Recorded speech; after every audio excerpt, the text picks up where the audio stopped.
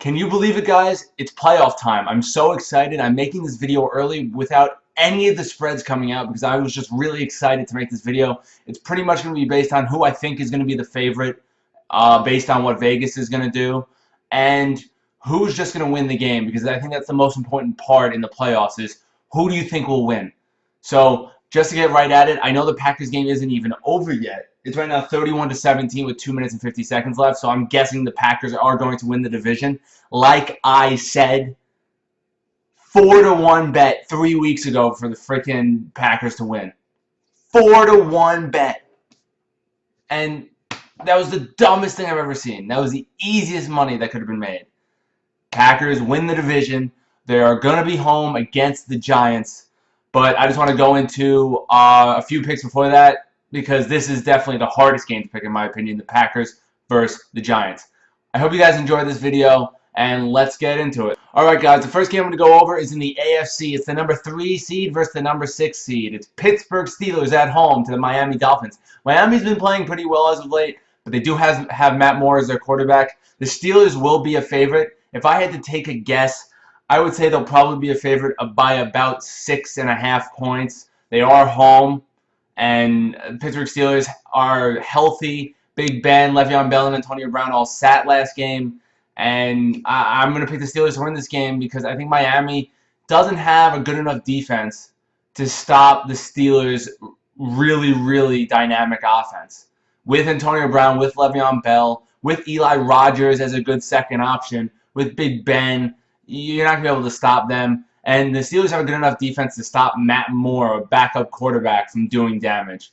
I mean, they couldn't do anything against the Patriots offense, which the Patriots offense, in my opinion, is not better than the Steelers offense. Maybe a little bit, but not really. So I think the Steelers are easily going to score 34 points. You take the Steelers and you take the points. Actually, they might even be favored by like 9.5, which I still would take the Steelers minus 9.5. So you take the Steelers and you take the points just because their offense is just so dynamic. Next game we're going to go over, we're going to stay in the AFC, is the Texans versus the Oakland Raiders. The Oakland Raiders did drop to number 5 because they did lose to the Denver Broncos with the Chiefs winning. So the Chiefs do get that bye in the 2nd seed, with the Patriots being in the 1st seed.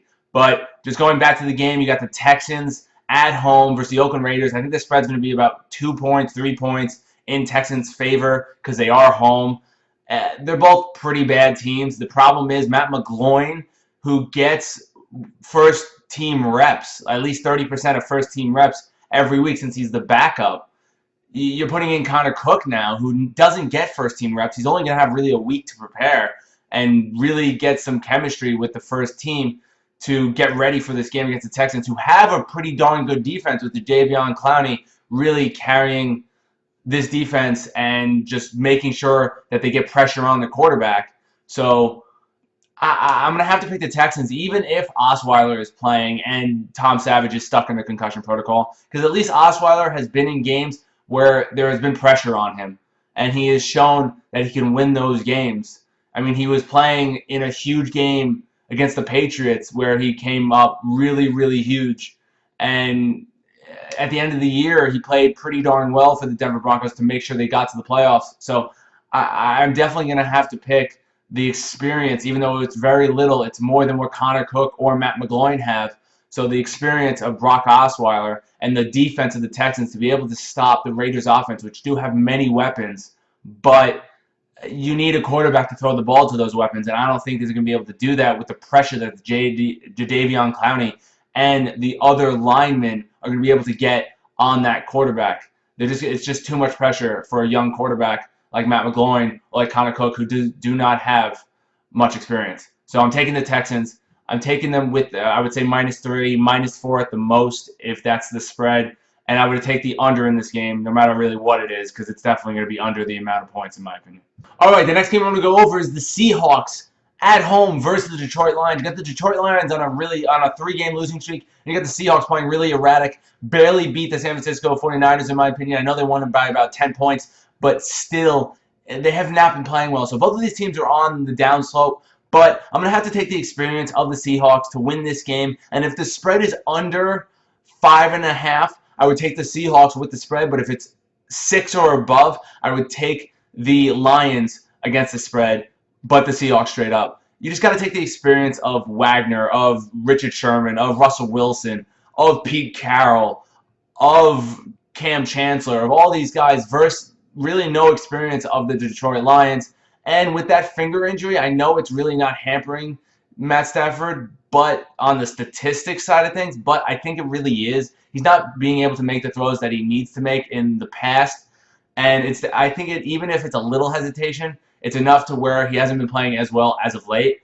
So I'm definitely going to take the Seahawks to win this game. They seem to show up in the playoffs the last few years, and I'm taking experience over really just noobs, really, in the playoffs. So I'm going to take the Seahawks to win this game straight up. The last game I'm going to go over is the Green Bay Packers versus the New York Giants with Green Bay at home. This is a really hard game to pick because you do have Odell Beckham Jr. versus that pretty not so great Green Bay Packers defense. Even though it's been playing pretty well as of late, it's still young. It's still not that experienced.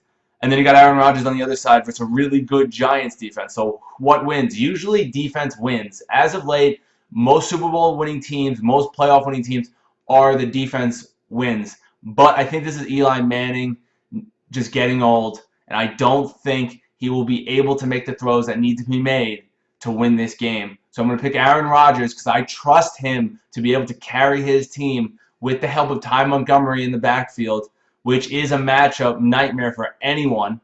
And you got Randall Cobb, you got Jordy Nelson. The offensive line played pretty darn well against the Detroit Lions. So I'm going to say that they'll be good enough to where the Packers will be able to score 24 points. And this game will be Packers 24, Giants 21. And I think the Packers will only be favored by about a point, if that. So I would take the Packers with the spread as long as it's under 4 points. But if it's the Giants might actually be favored this game too. So I'm going to take the Packers with the spread, I think, because I don't think it's going to be more than Packers -3. The Packers I'm just taking Aaron Rodgers. That's really the reason why I'm doing it. Aaron Rodgers is the best quarterback in the league, my MVP this year, edging out Matt Ryan and Tom Brady.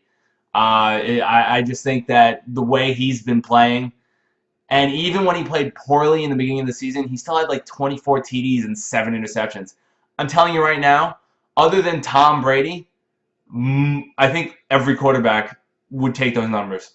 Maybe except for Big Ben also. But every quarterback would take those numbers. So, and then he ended off his season with like no interceptions. And like, if I'm doing the math right, it would be 16 TDs. So he has, I think, 40 TDs and 7 interceptions to end the season. Maybe 39, and it's the most TDs out of any quarterback this season. You just got to take the Packers to win this game. I'm taking Aaron Rodgers. Taking the Packers to win this game. It's going to be a really close game. I would not be surprised if I'm wrong. Do not bet on this game. This is a crapshoot. So you take the Packers. You take them with the spread because I think actually they might not even be favored in this game. If the spread is under 3, you take it. If it's over 3, you don't.